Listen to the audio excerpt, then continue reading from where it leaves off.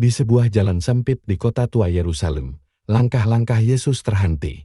Tubuhnya lemah, darah mengalir, salib terlalu berat untuk dipikul sendirian.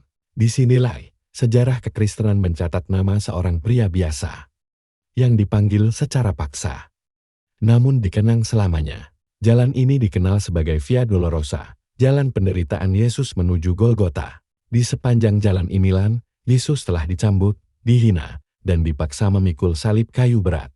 Catatan Injil menyebut, Yesus hampir tidak sanggup lagi berjalan. Injil Matius, Markus, dan Lukas mencatat satu nama yang nyata dan historis, Simon dari Kiren. Ia berasal dari Kiren, Afrika Utara, wilayah yang kini dikenal sebagai Libya. Simon datang ke Yerusalem untuk merayakan Paskah. Ia tidak mengenal Yesus, ia tidak mencari masalah. Namun tentara Romawi memaksanya memikul salib Yesus. Markus menuliskan, Simon, ayah Alexander dan Rufus, dipaksa memikul salib Yesus. Penyebutan nama anak-anaknya menunjukkan, Simon bukan tokoh fiktif. Ia dikenal dalam komunitas Kristen awal. Hari ini, di perhentian kelima jalan salib, berdiri sebuah kapal kecil bernama Chapel of Simon of Keren. Kapal ini dibangun untuk mengenang momen ketika Simon mulai membantu Yesus memikul salib. Bangunannya sederhana, terbuat dari batu Yerusalem, dirawat oleh Ordo Fransiskan.